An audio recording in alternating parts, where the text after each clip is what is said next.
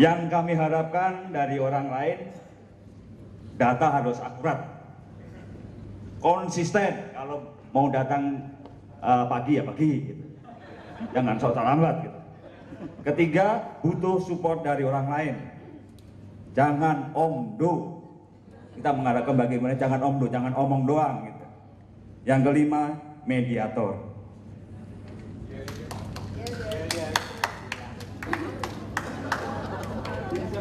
Kita kelompok tanah, teliti dan terencana. Kita kelompok tanah, teratur perfeksionis. Tekun tanah, tekun tanah, tekun. Terima kasih. Tepuk tangan buat kelompok tanah. Jadi kelihatan ya dari membacakan tadi udah struktur sistematis ya, sempurna. Ini kelompok yang sangat hebat di bidang administratif ya. Itu gereja Katolik itu karakternya tanah itu. Makanya dia tekun, teratur, disiplin ya. Mereka kalau udah bilang jam 7, jam 7. Dan itu kalau di biara mereka itu jam 4 pagi itu udah bangun, udah berdoa. Dan mereka lakukan sampai meninggal. Jadi bukan waktu SPK aja. Konsisten ya. Dari mereka kecil sampai dia meninggal konsisten, teratur gitu, disiplin. Dan orang begini tidak takut menderita. Mereka bisa bertahan dalam situasi yang sulit ya. Makanya kelompok tanah itu sangat hemat. Saya bilang sangat hemat ya. Mungkin bertolak belakang dia, semua dibelanjakan ulangi. Jadi kelompok ini bagus buat administrasi. Makanya kalau kita punya keuangan, suruh orang tanah yang pegang, budgetnya aman. Jangan suruh yang angin, kalau yang angin pegang, waduh, minus terus.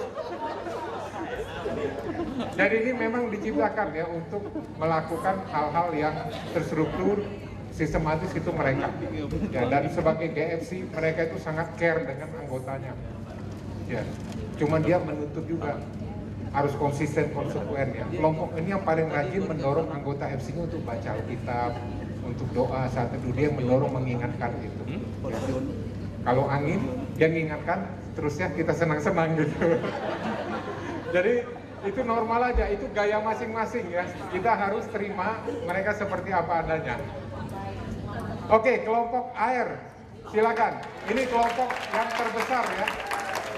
Indonesia adalah negara kepulauan, kita airnya banyak sekali. Makanya Indonesia agak santai orangnya.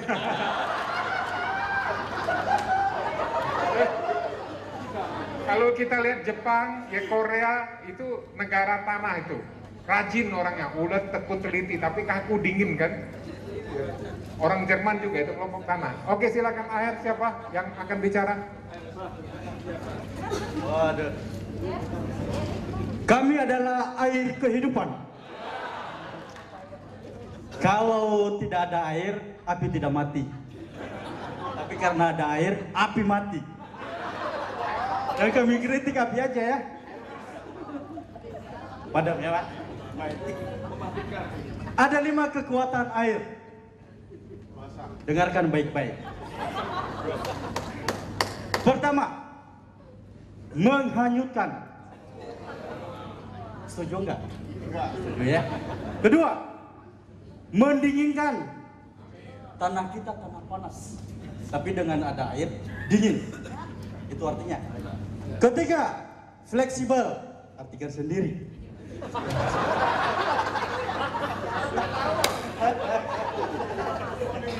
Empat, menerobos. Aku kurang tahu apa maksudnya.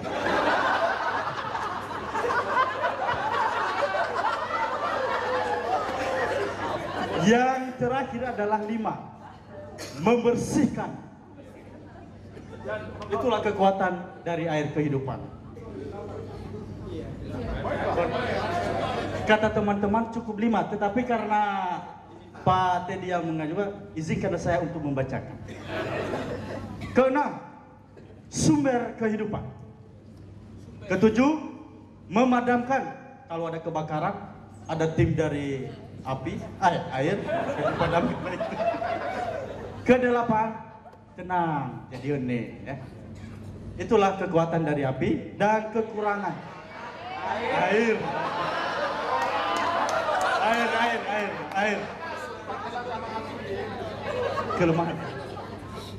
Kelemahan ada 4. Saya bacakan buat kita semuanya. 1, mudah tercemar. Itulah api ya. Itulah air. Kedua, kalau tidak salah pasti tidak ada yang ketahui. Tetapi dengan kesalahan pasti ada yang ketahui. Kedua, menguap. 3, susah dipegang. Keempat, menghanyutkan. Itulah kelemahan dari air kehidupan. Sebentar Pak, masih belum Pak. Apa ini? Oh, dukungan yang kami harapkan dari orang lain. Pertama, minta dipahami. Kedua, perlu dimotivasi. Ketiga, diberi kepercayaan. Keempat, jangan dimanfaatkan. Sebaiknya sih air dimanfaatkan ya. Tapi tidak apa-apa. Positif aja ya. 5, perlu pengarahan. Demikian yang bisa kami sampaikan dari air, dan ada yel-yel kami. Mohon didengarkan.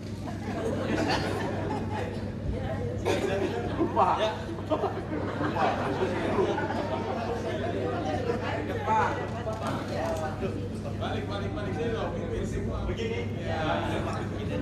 Bingung sendiri. 1, bagaimana peserta sudah siap? Pertama ke sini dulu, baru ke kanan. 2 kali kiri, 2 kali kanan, sudah selesai. 1, 2, 3. Mengalir bersamamu, bersuara.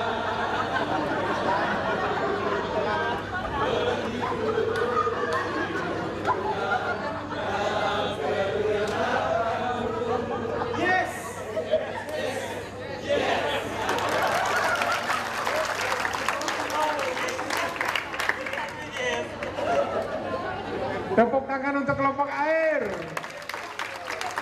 Jadi Bapak Ibu lihat ya, cara memimpinnya beda-beda kan. Tadi kalau api dia tegas, ini air bertolak belakang ya. Dia mimpin aja masih nanya kanan kiri ya. Ini gimana nih, ini gimana gitu. Dan mereka juga begitu. Makanya perlu api untuk mengarahkan ya. Kelompok ini walaupun kelihatannya nggak stabil, tapi mereka sangat stabil sebenarnya. Kalau dimotivasi dengan benar, mereka ini sangat konsisten, ya, bisa melakukan pekerjaan rutin dengan tanpa bosan.